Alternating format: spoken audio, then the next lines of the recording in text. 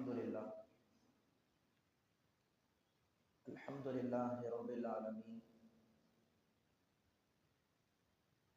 نحمده ونستعينه ونستغفره ونؤمن به ونتوكل عليه ونعوذ بالله من شرور أنفسنا ومن سيئات أعمالنا من يهده الله فلا مضل له ومن يضلله فلا هادي له ونشهد أن لا إله إلا الله وحده لا شريك له وأشهد أن محمدا عبده ورسوله أرسله ربه بالحق بشيرا ونذيرا وداعيا إلى الله بإذنه وسراجا منيرا أما بعد قال الله تعالى في القرآن العظيم وفي الفرقان المجيد أعوذ بالله من الشيطان الرجيم بسم الله الرحمن الرحيم خذ من أموالهم صدقة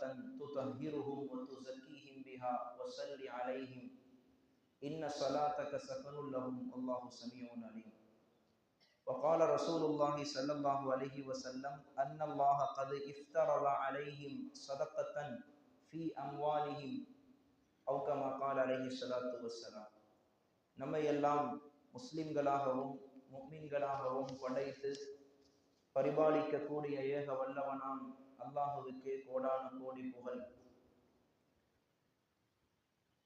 அருமைநாயகம் முஹம்மது ரசூலுல்லாஹ் ஸல்லல்லாஹு அலைஹி வஸல்லம் அவர்களின் மீதும் அவர்களின் வாழ்க்கையை வடுவாது நடுவாது பின்பற்றிய உத்தம சத்திய சஹாபா செம்மல்கள் மீதும் தாபிஈன்கள் தபஉ தாபிஈன்கள் சுஹதாக்கள் வலிமார்கள் உலகம் முழுக்க நிறைந்திருக்கிற இறைநேச செல்வர்கள் வருகை தந்திருக்கிற நம் அனைவரின் மீதும் அல்லாஹுவின் அளவற்ற அருளாளன் பெரும் கிருபையும் கருணையும் கரிசனமும் என்றென்றும் நின்று நிலவட்டுமாக. ஆமீன். அன்பிற்கினிய அல்லாஹுவின் நல்லடியார்களே, புனிதம் நிறைந்த ரமலானில் நாம் அடைந்திருக்கிற இரண்டாவது ஜும்மா இது. ரமலானின் முதல் பகுதியை கடந்து இரண்டாவது பகுதியிலே இரண்டாவது 10 நாட்களில் இருக்கிறோம். பாவ மன்னிப்பை அதிகமாக கேட்க வேண்டிய நாளிலே இருக்கிறோம். எல்லாம் வல்ல ரப்புல் ஆலமீன் இந்த ரமலானில் கடந்த நாட்களில் செய்த எல்லா அமல்களையும் நோன்புகளையும் தொழுகைகளையும் அங்கீகரித்து இனி வர இருக்கக்கூடிய நாட்களில் முழுமையாக நோன்பு வைப்பதற்கும் அமல்கள் புரிவதற்கும் அல்லாஹ் ஆரோக்கியத்தையும் ஆர்வத்தையும் தருவானாக. ஆமீன். அன்பு குறித்தான் அல்லாஹுவின் நல்லடியார்களே, இஸ்லாத்திலே ஒரு 5 கடமைகள் இருக்கிறது. நமக்கு தெரியும், அடிப்படை கடமைகள். லா இலாஹ இல்லல்லாஹ் என்கிற கலிமாவை சொல்லி ஏக இறைவன் அல்லாஹ் மட்டும்தான், அவனை தவிர்த்து உலகத்திலே வணங்கப்படுவதற்கு தகுதியாக யாருமே இல்லை என்பதை மனதால் நம்பி நாவால் மொழிவதற்கு பெயர் முதல் கடமை. தொடர்ந்து தொழுகை, ஜகாத்து, நோன்பு, ஹஜ்ஜு என்று அடுத்தடுத்த கடமைகள் இருக்கிறது. இந்த இஸ்லாத்தினுடைய ஒவ்வொரு கடமைகளுக்கு பின்னாலும் மனித உள்ளத்தை, மனித மனதை கட்டுப்படுத்தும் சக்தியை, ஆற்றலை அல்லாஹ் வைத்திருக்கிறார். சொல்ல போனால் மனித உள்ளம், மனித மனது ஒரு பக்கமாக இழுக்க, உன் இழுப்புக்கெல்லாம் நான் வரமாட்டேன், என் இறைவனின் கட்டளையின் பக்கம்தான் போவேன் என்று சொல்லும் விதமாகத்தான் அல்லாஹ் எல்லா கடமைகளையும் ஆக்கி வைத்திருக்கிறான். பாருங்கள், ஒவ்வொரு நாளும் முஃமின்கள் மீது 5 நேரம் தொழுகையை அல்லாஹ் விதியாக்கி இருக்கிறான், கடமையாக்கி இருக்கிறான். ஆனால் பகல் நேர அதிகாலை உறக்கமோ அதிகாலை தூக்கமோ மனித மனதிற்கு ரொம்பவும் பிடித்தமானது. மனசு சொல்லும், இன்னும் கொஞ்ச நேரம் தூங்கு, நாளைக்கு தொழுதுக்கிறலாம், கலாமா தொழுதுக்கிறலாம், அல்லாஹ் கலான்னு அல்லாஹ் ஒரு வாய்ப்பு கொடுத்துருக்கான்ல, அப்புறம் என்ன, தூங்கு. மனசு சொல்லும். பகல் நேரத்திலே நம்மை முழுவதுமாக வியாபாரத்திலே, தொழிலிலே, உத்தியோகத்திலே நம்மை ஈடுபடுத்தியிருப்போம். அப்போது லொஹர் தொழுகைக்கு போய்விட்டால் வியாபாரம் போய்விடுமே, வாடிக்கையாளர்கள் போய்விடுவார்களே, கஸ்டமர் போய்விடுவார்களே என்று மனசு சொல்லும். கொஞ்ச நேரம் கழிச்சு தொழுதுக்கிறலாம். இப்படி மனித மனம் ஒரு பக்கமாக இழுக்க, இறைவனின் கட்டளையோ அந்த மனதிற்கு நேர் ஆப்போசிட்டாக நட என்று சொல்லுகிறது. அதே போன்று ஹஜ், நோன்பு. வருடத்திலேயே ஒரே ஒரு மாதம், வருடத்திலேயே ஒரே மாதம் சுமார் ஒரு நாளைக்கு 14 மணி நேரம், சில நாடுகளில் சில ஊர்களில் 18 மணி நேரம் வரைக்கும் உண்ணாமல் பருகாமல் இருக்கிறான் மனிதன். ஆனால் மனசு சொல்லும், ஏன் இவ்வளவு சிரமம், ஏன் இவ்வளவு கஷ்டப்படணும், வாரத்துல ஒரு நாள் நோன்பை விட்டுடலாம்ல, ஒரே ஒரு நாள் நோன்பை விட்டுடலாம்ல என்று மனசு சொல்லும். ஆனால் அந்த மனதிற்கு நேர் மாற்றமாக நட என்று இறைவனின் கட்டளை சொல்லுகிறது. அதே போல பாருங்கள், ஹஜ்ஜு பெரும் கடமை. பொருளாதாரத்தையும் செலவு செய்ய வேண்டும், உடல் உழைப்பையும் செலவு செய்ய வேண்டும். பெரும் தொகையை செலவு செய்து அங்கே போனாலும் வீட்டில் இருப்பது போல் சொகுசாக அங்கே இருக்க முடியாது. எல்லோரும் இருப்பது போல் கூட்டம் கூட்டமாகத்தான் இருக்க வேண்டும். இப்போது மனசு சொல்லும், ஏன் இவ்வளவு கஷ்டப்படணும், இவ்வளவு காசு செலவழித்து போய் அங்க கூட்டத்துல அப்படி கிடக்கணுமா, அடுத்த வருஷம் பார்க்கலாமே, நமக்கு இத்தனை தேவைகள் இருக்கிறது, அப்புறம் பார்த்துக்கலாமே என்று மனசு சொல்லும். அந்த மனதிற்கு நேர் மாற்றமாக நட என்று அல்லாஹ் சொல்லுகிறான். அந்த வரிசையிலே ஜகாத்தும் அவ்வாறுதான். இஸ்லாமிய பொருளாதார திட்டம் ஜகாத்து, அதுவும் அவ்வாறுதான். என்னுடைய முயற்சி, என்னுடைய திறமை, நான் கஷ்டப்பட்டு சேர்த்த காசு பணங்கள், அல்லாஹ் சொல்லுகிறான் வருடத்திலே ஒரே ஒரு தடவை சரியாக கணக்கு பார்த்து உன் செல்வத்திலிருந்து 2.5% எடுத்து கொடு என்று அல்லாஹ் சொல்லுகிறான். அதிகம் எல்லாம் கொடுக்க வேண்டாம், 2.5%. நீ 100 ரூபாய் வைத்திருக்கிறாயா, அதிலே 2.5 ரூபாயை எடுத்துக் கொடு. 1000 ரூபாய் வைத்திருக்கிறாயா, 25 ரூபாயை எடுத்துக் கொடு. 1,00,000 ரூபாய் நீங்கள் வைத்திருக்கிறீர்கள், 2,500 ரூபாயை எடுத்துக் கொடுங்கள். கொடுப்பது உன் மீது கடமை, கொடுக்காமல் இதை தட்டி கழித்து விடாதே, கொடுத்தே ஆக வேண்டும் என்று அல்லாஹ்வின் கட்டளை சொல்லுகிறது. ஆனால் மனித மனம் சொல்லும், இவ்வளவு காசு கொடுக்கணுமா, இவ்வளவு காசு கொடுக்கணுமா. குறைவாக செல்வம் வைத்திருப்பவர்கள் கணக்கு போட்டு பார்த்தால் ஜகாத்து குறைவாகத்தான் வரும். அதை எடுத்து கொடுக்கறதுல ஈஸியா கொடுத்துடலாம், பெருசா தெரியாது. ஆனால் ஒரு பெரும் தொகைக்கே ஜகாத்து கணக்கு போடுகிற போது எங்கேயோ போய் நிற்கும் ஜகாத்து. அப்ப அதை எடுத்து ஜகாத்தாக கொடுக்கிற போது மனித உள்ளம் சொல்லும், இவ்வளவு காசு கொடுக்கணுமா, சும்மா கொஞ்சம் ஒரு 50,000 கொடுத்துடலாமே, ஒரு 1,00,000 ரூபாய் எடுத்து கொடுத்துடலாமே என்று மனசு சொல்லும். அந்த மனதை எதிர்த்து போராடு என்று அல்லாஹ் சொல்லுகிறார். அன்பர்களே, ஜகாத்து கொடுப்பது, இன்றைக்கு நாம் ஜும்மாவிலே ஜகாத்தை பற்றி யோசிக்க கடமைப்பட்டிருக்கிறோம். ஜகாத் என்பது கடமைகளில் ஒரு கடமை.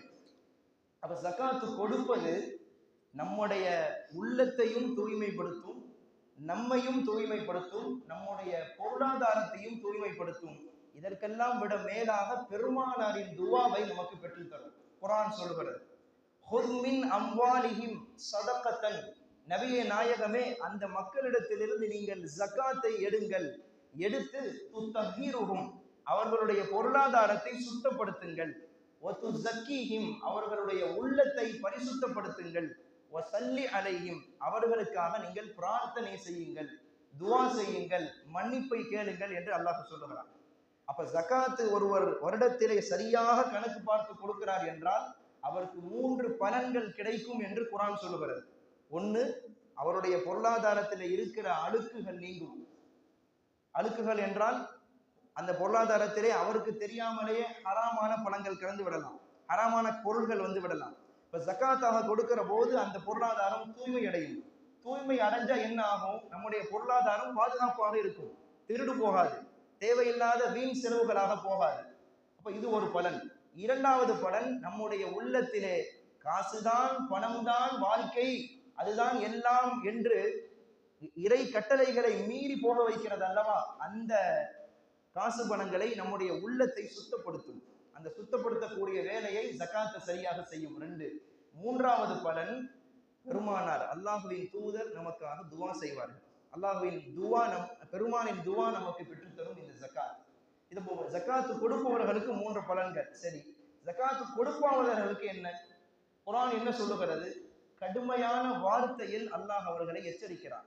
ஜகாத்து கொடுக்காதவர்களை, யௌம யுஹ்மா அலைஹா ஃபீ நாரி ஜஹன்னம, யார் தங்களுடைய பொருளாதாரத்தை சேர்த்து வைத்துக் கொண்டு அதற்கான ஜகாத்தை கொடுக்காமல் இருக்கிறார்களோ, ஃபதுக்வா பிஹா ஜிபாஹுஹும் வஜுனூபுஹும் வதுஹூருஹும், அவர்கள் சேர்த்து வைத்ததையே நாளை மறுமையில் பழுக்க காய்ச்சப்படுமா.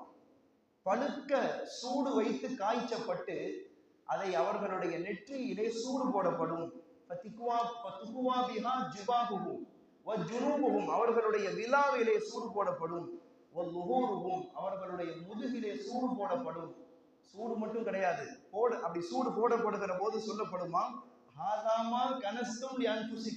உலகத்துல எதெல்லாம் நீங்க ஜகாத்து கொடுக்காம எடுத்து எடுத்து பீரோல சேர்த்து வச்சீங்களோ அதையெல்லாம் நீங்கள், அதுதான் இது, அந்த வேதனை தான் இது, அதை நீங்கள் சுவையுங்கள், நீங்கள் சேர்த்து வைத்ததே நீங்கள் சுவையுங்கள், ஃபதூகு என்று சொல்லப்படுமா. அல்லாஹ் சொல்லுகிறான், நபியே நீங்கள் அவர்களுக்கு சொல்லுங்கள், ஜகாத்து கொடுக்காதவர்களுக்கு கடுமையான நோவினை தரக்கூடிய வேதனை இருக்கிறது என்று நபியே சொல்லுங்கள், அல்லாஹ் சொல்லுகிறான். அப்ப இந்த வேதனைகள் எல்லாம் மறுமையிலே தான் வரும் என்று சொல்லக்கூடாது. கபரிலே கொண்டு போய் வைக்கப்பட்டவுடன் வேதனை துவங்கிவிடும்.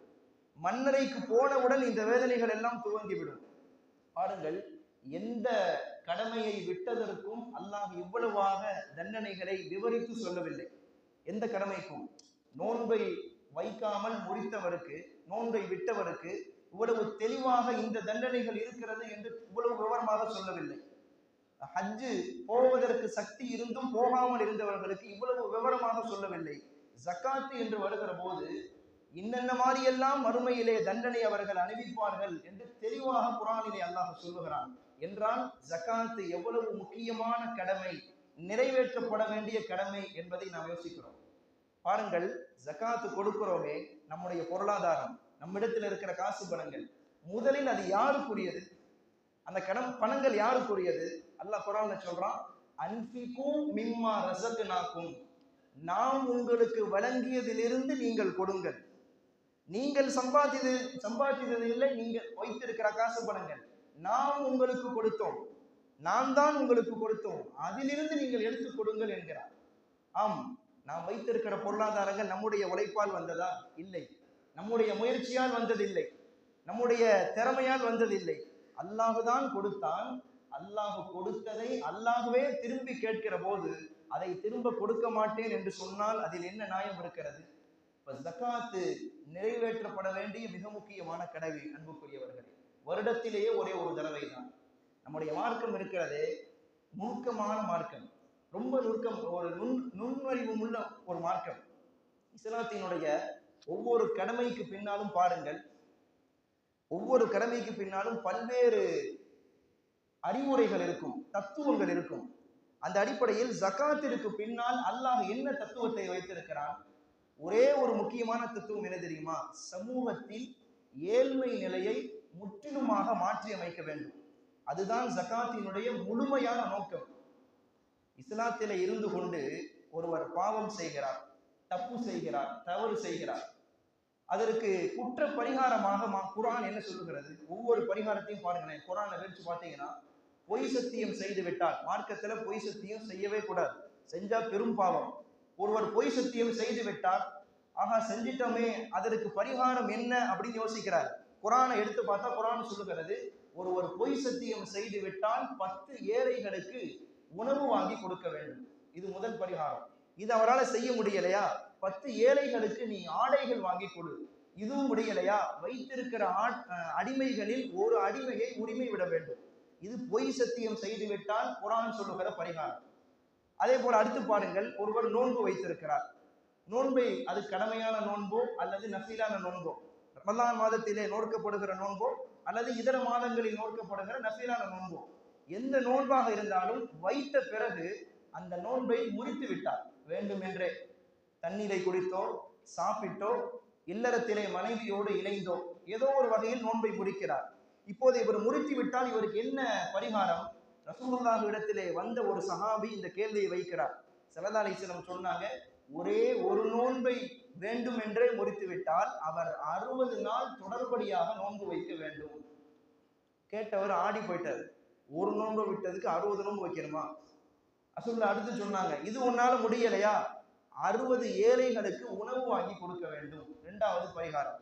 இது உன்னால முடியலையா, வைத்திருக்கிற அடிமைகளில் ஒருவரை உரிமை விட வேண்டும், விடுதலை செய்ய வேண்டும். இது 3வது பரிகாரம். ஒரு நோன்பை விட்டதற்கு இதெல்லாம் செய்யணும். இதுல என்ன கவனிக்க வேண்டியது? எந்த ஒரு பாவங்கள் செய்தாலும் எந்த ஒரு குற்றம் செய்தாலும் உடனே மார்க்கம் சொல்லுவது என்ன? ஏழைகளை கவனி, ஏழைகளுக்கு கொடு, ஏழைகளுக்கு ஆடைகள் வாங்கி கொடு. அதே போல பாருங்கள், மார்க்கத்திலே லிஹார் என்று ஒரு சட்டம் இருக்கிறது. லிஹார் என்றால் தன் மனைவியை தாயோடு ஒப்பிட்டு பேசுவது. மனைவியின் மறைவிடத்தை தாயோடு ஒப்பிட்டு பேசுவதற்கு லிஹார் என்று சொல்லுவார்கள் அரபியிலே. அந்த காலத்துல அப்படி இருந்துச்சு. மனைவியை பார்த்து, உன் கை என் தாய் கை மாறி இருக்குது, உன் முதுகு என் தாய் முதுகு மாறி இருக்குது என்று சொல்லுகிற ஒரு பழக்கம் உண்டு. எதற்காக சொல்லுவாங்க? மனைவியை தலாக்கு விட வேண்டும் என்று நினைத்தால் தலாக்கு என்று வார்த்தையால சொல்ல மாட்டாங்க. மாறா என்ன செய்வாங்க? இந்த மாதிரி ஒப்பிட்டு பேசுவார்கள். உன் முதுகு என் தாய் முதுகு மாறி இருக்குது என்று சொல்லிவிட்டால், திஹார் செய்து விட்டால் அதுவே தலாக்கை பாயின் ஆகிவிடும். தலாக்கை பாயின்னா 3 தலாக்குக்கு சமமாகிவிடும். அதுவே இப்போ ஒரு கணவன் மனைவியை பார்த்து 3 தலாக்கு சொல்லிவிட்டால் எப்படி அந்த உறவு முழுமையாக ஹராம் ஆகிவிடுமோ, முழுமையாக அவர்கள் பிரிந்து விடுவார்களோ, அதே போன்று இந்த மாதிரி ஒப்பிட்டு பேசிவிட்டாலும் திஹார் செய்து விட்டாலும் தலாக்கை 3 தலாக்கு விட்ட மாதிரி. இப்போ ஒருவர் இந்த மாதிரி திஹார் செய்து விட்டால் அவருக்கு என்ன பரிகாரம்?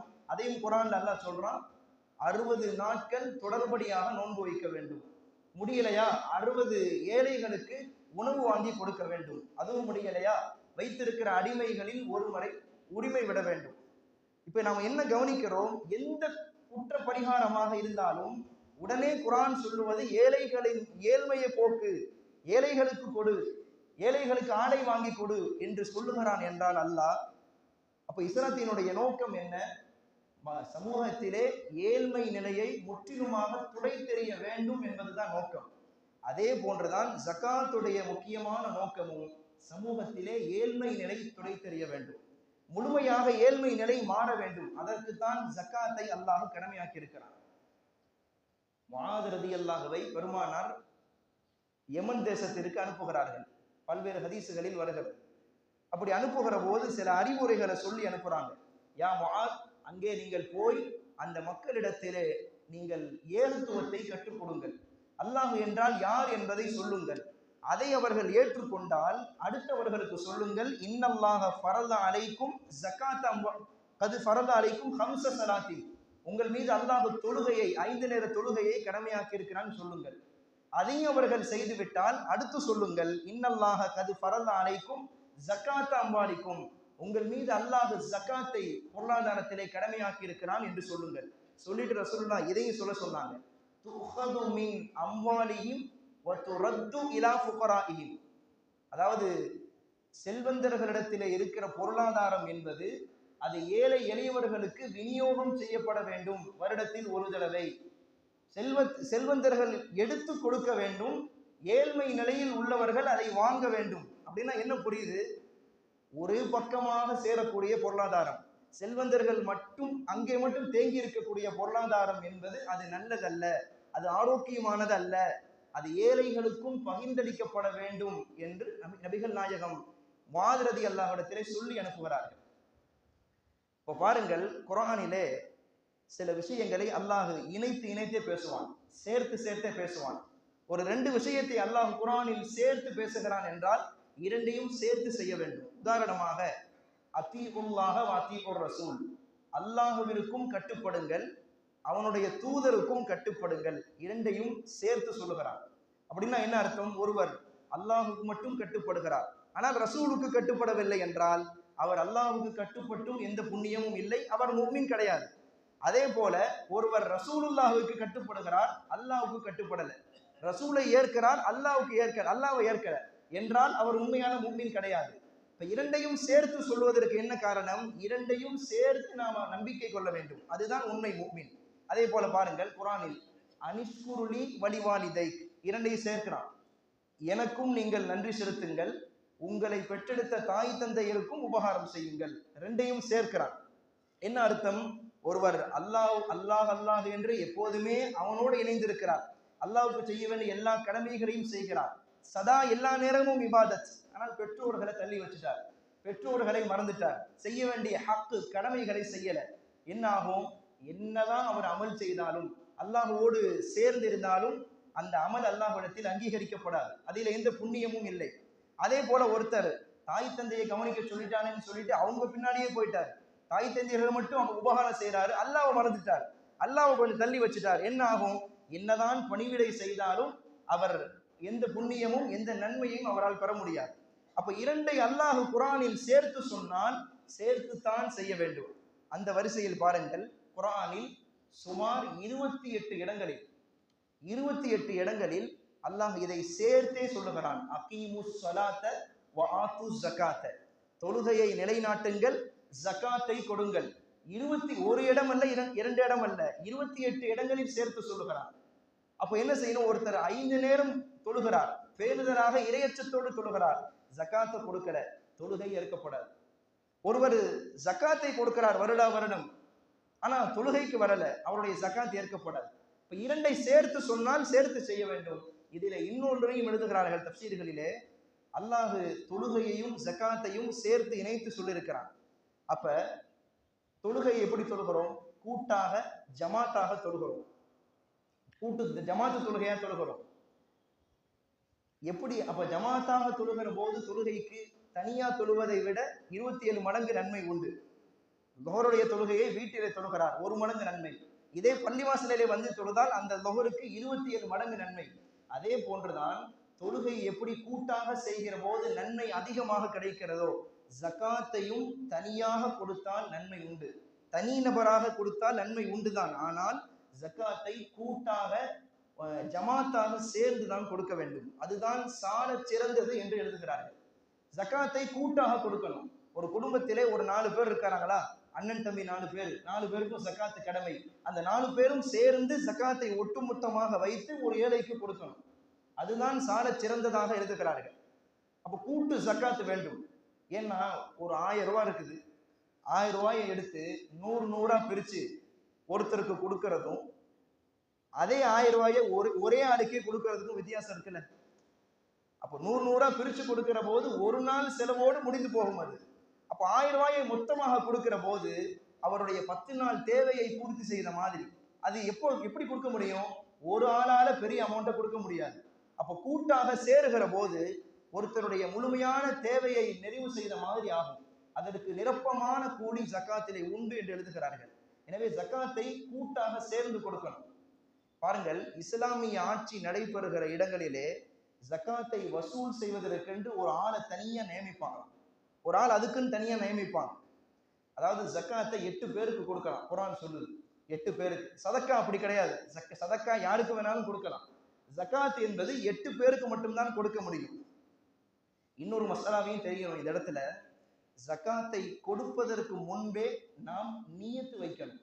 நியத்து என்பது ரொம்ப அவசியம். இன்னைக்கு சமூகத்துல நிறைய பேர் பண்ற தப்பு என்னன்னா, அந்த வருஷத்துல அவருடைய காசு எங்கேயாவது சிக்கியிருக்கும். ஒரு 4 லட்சமோ 5 லட்சமோ எங்கேயாவது சிக்கி போயிருக்கும், வர வேண்டியது வராம இருக்கும். கரெக்டா அந்த வருஷம் ரம்ஜான் வந்ததுன்னா என்ன செய்வாரு?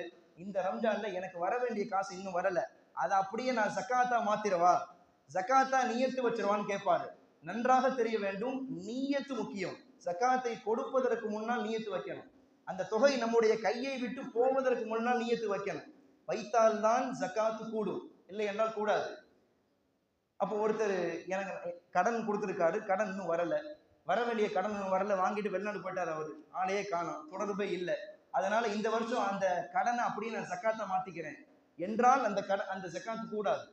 நம்முடைய கையை விட்டு போவதற்கு முன்னால் நியத்து வைத்த பிறகுதான் அந்த ஜகாத்து கூடும். இது ஒரு மசாலாவை தெரிந்து கொள்ளுங்கள். இப்ப அது அந்த ஜகாத்தை முஸ்லீம்களுக்கு மட்டும்தான் கொடுக்க முடியும். முஸ்லீம் அல்லாதவர்களுக்கு ஜகாத்து கொடுக்க கூடாது. அந்த முஸ்லிம்களிலும் 8 வகையினருக்கு ஜகாத்தை கொடுக்கலாம். அந்த 8 வகையினரில் ஒருவர் தான் குர்ஆன் சொல்லுகிறது, ஜகாத்தை யாரெல்லாம் வசூல் செய்கிறார்களோ அவர்களுக்கு ஜகாத்தை கொடுக்கலாம். வசூல் செய்பவர்களுக்கு. இதுல என்ன புரியுது? இஸ்லாமிய ஆட்சி நடைபெறுகிற நாடுகளிலே ஜகாத்தை வசூல் செய்வதற்கென்று ஒரு ஆளை தனியாக நியமிப்பார்கள். ஒரு ஆளை தனியா நியமிப்பாங்க. அந்த கவர்மெண்ட் நியமிச்சு எல்லார்ட்டையும் ஜகாத்தை வசூல் செய்து மொத்தமாக அதை ஒரு சில ஏழைகளுக்கு கொடுப்பாங்க. கொடுத்து அவர்களோட நிலையை அப்படியே மாற்றுவார்கள். இதுதான் ஜகாத்துடைய நோக்கம். அவங்க நிலையை அப்படியே மாற்றுவாங்க. அதாவது 1000 ரூபாயை கொடுக்குறோம்னா அவருடைய அடுத்த வருஷமும் அவர் ஏழையா தான் இருப்பார். அவருடைய ஏழ்மை நீங்குமா? நீங்காது. இப்போ ஒருத்தருக்கு ஜகாத்து கொடுக்குறோம்னா ஏழை அப்படிங்கிற லிஸ்ட்ல இருந்து அவர் வெளியே வர வேண்டும். அதுக்கு என்ன வழி? ஒரு மஹல்லாவிலே ஒரு 5 பேர் ஒன்று சேருங்கள். ஒரு மஹல்லாவிலே ஒரு 10 பேர், 10 பேருக்கு ஜகாத்து கடமையா, ஒன்று சேர்ந்து அந்த ஜகாத்தை மொத்தமாக அவருக்கு கொடுக்கிற போது நிச்சயமாக அவர் அதிலிருந்து வெளியே வந்து விடுவார். இந்தியாவினுடைய புள்ளி விவரம் சொல்லுகிறது, இந்தியாவிலே இருக்கிற யாசகம் கேட்பவர்கள், இந்தியாவில் இருக்கிற பிச்சைக்காரர்களில் 1/4 முஸ்லிம்கள் இருக்கிறார்களாம். 1/4 முஸ்லிம்கள். மொத்த கணக்கெடுப்பிலே சொல்லுகிறார்கள். இந்த நிலை நம்முடைய நாட்டிலே மாற வேண்டும். அதற்கு என்ன வழி? இஸ்லாம் அற்புதமாக வழி சொல்லுகிறது. ஒரு மஹல்லாவிலே இருப்பவர்கள் எல்லா செல்வந்தர்களும் சேருங்கள். அதே மஹல்லாவில் இருக்கிற ஒரு 5 பேரை தேர்ந்தெடுங்கள். சரி, 5 பேர் வேண்டாம், வெறும் 2 பேர், 2 பேரை தேர்ந்தெடுத்து இருக்கிற எல்லா ஜக்காத்து கொடுப்பவர்களும் சேர்ந்து மொத்த ஜக்காத்தையும் அந்த 2 பேருக்கு கொடுத்தால் அடுத்த வருஷம் அவர்களும் நம்மளோடு சேர்ந்து ஜக்காத் கொடுப்பார்களா இல்லையா? அவர்களுடைய நிலை மாறுமா இல்லையா? இப்போ ஒவ்வொரு மஹல்லாவிலும் கணக்கெடுக்க வேண்டும். இந்த மஹல்லாவிலே எத்தனை பேர் ஜக்காத்து கொடுப்பவர்கள் இருக்கிறார்கள், எத்தனை பேர் ஜக்காத்தை வாங்குபவர்கள் இருக்கிறார்கள், கணக்கெடுக்க வேண்டும். இப்ப ஜக்காத்து கொடுப்பவர்கள் எல்லாம் சேர்ந்து அந்த 2 பேருக்கு ஒரு வருஷத்திலே கொடுத்தால் அவருடைய நிலை, ஏழ்மை நிலை முற்றிலுமாக மாறிவிடும். 10 வருஷம் இப்படி 2 பேருக்கு கொடுத்துட்டு வந்தோம்னா மஹல்லாவிலே யாரும் ஜக்காத்தை வாங்குபவர்கள் இருக்க மாட்டார்கள், கொடுப்பவர்கள் மட்டும்தான் இருப்பார்கள். இதுதான் ஜக்காத்தினுடைய நோக்கம் நண்பர்களே. சமூகத்திலே ஏழ்மை நிலையை முற்றிலுமாக அழிக்க வேண்டும். பாருங்கள், வரலாற்றிலே வருகிறது, உமர் ரலியல்லாஹு அன்ஹுவினுடைய ஆட்சி காலம். அங்கே யமன் தேசத்திலே முஆத் ரலியல்லாஹு கலீஃபாவா இருக்கிறாங்க. அங்கே யமன் தேசத்திலே வசூல் செய்த ஜக்காத்துடைய தொகைகளை 1/4 இங்க இருக்கிற மதீனாவுக்கு அமைச்சு வச்சாங்க. 1/4 ஜக்காத்தை இங்க மதீனாவுக்கு. உமர் ரலியல்லாஹு உடனே கடிதம் போட்டாங்க, என்ன முஆத் இப்படி தப்பு பண்றீங்களே, அங்க வசூலிச்ச ஜக்காத்தை அங்க உள்ள ஏழைகளுக்கு கொடுக்கணும், அது எப்படி இங்க கொண்டு வரலாம்? முஆத் ரலியல்லாஹு சொன்னார்களாம், அங்கு கொடுத்து முடிச்சது போக மிச்சம் உள்ள பணத்தை தான் இங்க அனுப்பிச்சு வச்சிருக்கேன்னு சொன்னாங்க. அங்க கொடுக்காம இங்க அனுப்பல, இங்க கொடுத்து முடிச்சது மிச்சம் இங்க வந்திருக்குது. சரி, ஏத்துக்கிட்டாங்க. 1 வருடம் கழிக்கிறது. அடுத்த வருடம் யமனிலே வசூலித்த ஜக்காத்துடைய தொகையை பாதியை அப்படியே அனுப்பிச்சு வச்சுட்டாங்க மதீனாவுக்கு. அப்பனா ஏழைகள் குறையிறாங்கன்னு அர்த்தம். உமர் ரலியல்லாஹு கேட்டாங்க, என்னங்க போன வருஷமாச்சு 1/4, இப்ப பாதி அனுப்பிச்சிட்டீங்களே, என்ன காரணம்? முஆத் ரலியல்லாஹு சொன்னார்கள், அங்க எல்லாத்துக்கும் கொடுத்து முடிச்சது போக பாதி அனுப்பிச்சு வச்சிருக்கேன். இப்படியே 4 வருடத்திலே அங்கே வசூல் செய்த மொத்த ஜக்காத்துடைய பணத்தையும் மதீனாவுக்கு அனுப்பிச்சு வச்சாங்க உமர் ரலியல்லாஹு. உமர் ரலியல்லாஹு கோவம் வந்துருச்சு, என்ன முஆத் ஃபுல்லா அனுப்பிச்சிட்டீங்களே, அங்க யாருக்குமே கொடுக்கலையா? முஆத் ரலியல்லாஹு சொன்ன வார்த்தையை பாருங்கள், ஒவ்வொரு முஸ்லிம்களும் சிந்திக்க வேண்டும். நான் ஆட்சி செய்கிற என்னுடைய நாட்டிலே ஜக்காத்தை கொடுப்பவர்கள் மட்டும்தான் இருக்கிறார்கள், வாங்குவதற்கு யாருமே இல்லை. முஆத் ரலியல்லாஹு சொல்ற வார்த்தை எப்படி மாற்ற முடிந்தது? 4 வருடத்தில் ஊரையே ஜக்காத்தை கொடுக்கும் ஊராக மாற்றினார்கள். 4 வருடத்தில் ஜக்காத்தை வாங்குவதற்கு ஆளே இல்லாத ஊராக மாற்றினார்கள். எப்படி முடிந்தது? அதற்கு யோசித்து பார்த்தால் ஒரு ஊரையே அப்படி மாத்தினாங்கன்னு சொன்னா நம்முடைய மஹல்லாவுல 2 பேரை ஏன் மாற்ற முடியாது? நம்மளால இருக்கிற எல்லாரும் சேர்ந்து ஜக்காத்தை மொத்தமாக கொடுத்தால் வருடத்திற்கு ஒரு 2 ஆடு, இப்படியே 10 வருஷம் கொடுத்தால் நம்முடைய மஹல்லாவிலும் ஜக்காத்தை வாங்குபவர்கள் யாரும் இருக்க மாட்டார்கள், எல்லோரும் கொடுப்பவர்கள். அதனால் தான் நான் சொன்னேன் ஆரம்பத்திலே, குர்ஆனிலே அல்லாஹ் சேர்த்து சொல்லுகிறான், அகீமுஸ் ஸலா வாத்து ஸக்கா, தொழுகையை நாம் கூட்டாக தொழுகிறோமே அதே போன்று, எப்படி தொழுகைக்கு கூடுதல் நன்மை இருக்கிறதோ ஜமாத்து தொழுகைக்கு, அதே போன்று ஜக்காத்தையும் நாம் கூட்டாக சேர்ந்து கொடுத்தால் அதற்கும் நிரப்பமான நன்மை இருக்கிறது. தனி மரம் அது தோப்பாகாது என்று தமிழிலே சொல்லுவார்கள். அப்ப இணைந்த கைகளுக்குத்தான் மதிப்பு இருக்கிறது. எனவே ஜக்காத்தை நாம் இணைந்து சேர்ந்து கொடுக்க வேண்டும். அன்புக்குரியவர்களே, வரலாற்றில் இன்னொரு செய்தியும் வருகிறது. உமர் இப்னு அப்துல் அசீஸ் ரஹிமஹுல்லாஹ் அவங்களுடைய வரலாற்று எழுதுறாங்க, அவங்களுடைய ஆட்சிக்குட்பட்ட பகுதியில எல்லா மக்களையுமே ஜக்காத்து கொடுப்பவர்களாக மாற்றினார்களாம். எல்லாத்தையும் மாற்றினார்கள். எந்த அளவுக்குன்னு சொன்னா, ஜக்காத்தை வசூலிச்சு யாருக்கு கொடுக்கறதே தெரியாது, ஆளே இருக்க மாட்டாங்க. என்ன செய்வாங்களாம், இதுல போய் உணவு குவியல்களை வாங்கி தானியங்களை வாங்கி மலை உச்சியில போய் வைப்பாங்களாம். அந்த பறவைகள் என்னுடைய ஆட்சிக்குட்பட்ட பகுதியிலே வரக்கூடிய பறவைகள் கூட பசியாக போகக்கூடாது, அது கூட பசியாறு விட்டுத்தான் போக வேண்டும். அந்த அளவுக்கு நாட்டை கொடுக்கும் ஊராக மாற்றினார்கள். யாருக்கு கொடுக்கறதுன்னு தெரியாது. ஜக்காத்துடைய பணத்தை வச்சு ரோடு போட்டு விடுவாங்களாம், பல சத்திரங்களை கட்டி விடுவார்கள் மக்களுக்காக. அதே போன்று அந்த காலத்துல மகர் தொகையை கொஞ்சம் அதிகமாக கேட்கக்கூடிய பெண்கள் இருப்பாங்க, அதிகமா கேட்பாங்க. பொதுவாகவே இஸ்லாமிய மரபு என்னன்னா, பெண்கள் ஒரு பெண் எவ்வளவு மகர் கேட்டாலும் கொடுக்கணும், அதுதான் இஸ்லாமிய மரபு. இன்னைக்கு சமூகம் எப்படி மாறி போச்சு, மாப்பிள்ளை வீட்டார் எவ்வளவு கேட்டாலும் பெண் வீட்டார் கொடுத்து கல்யாணம் பண்ணணும், அப்படியா இருக்கு. அல்லாஹ் பாதுகாக்கணும். அப்ப பெண் எவ்வளவு கேட்டாலும் மகர் கொடுக்கணும். அப்ப அந்த காலத்துல உள்ள பெண்கள் நிறைய மகர் கேட்பாங்க. ஆண்களுக்கு கொடுத்து கல்யாணம் பண்றதுக்கு சக்தி இருக்காது. என்ன செய்வார்களாம், உமர் இப்னு அப்துல் அசீஸ் ரஹிமஹுல்லாஹ் இந்த ஜகாத்துடைய தொகையை எடுத்து கொடுத்து திருமணம் முடித்து வைப்பார்களாம். அந்த அளவிற்கு கொடுக்கும் ஊராக மாற்றினார்கள். எனவே அன்பர்களே, ஜகாத்தை ஒவ்வொரு வருடமும் சரியாக கணக்கு பார்த்து, சும்மா அதிகமா வருதே சும்மா கொடுத்து விடுவோம், அதெல்லாம் செட் ஆகாது, அது கூடாது. சரியாக கணக்கு பார்த்து ஜகாத்தை கொடுப்பது கடமை. தனிநபராக கொடுத்தாலும் நன்மை உண்டு, சேர்ந்து எல்லோரும் ஜமாத்தாக கொடுப்பதில் சால சிறந்தது, அதிலே நன்மைகள் அதிகமாக இருக்கிறது என்று பார்க்கிறோம். எல்லாம் வல்ல ரப்புல் ஆலமீன் 5 கடமைகளையும் சரியாக நிறைவேற்றக்கூடிய வாக்கியத்தை நமக்கு தருவானாக. வாஹிரு தஅவானா அனில் ஹம்துலில்லாஹி ரப்பில் ஆலமீன். மதுரையிலிருந்து கண் தெரியாதோர் மதரசாவிற்கு நிதி கேட்டு வந்திருக்கிறார்கள், அவர்களுக்கு தாராளமாக உதவி செய்யுங்கள். அஸ்ஸலாமு அலைக்கும் வரஹ்மத்துல்லாஹி வபரகாத்துஹு.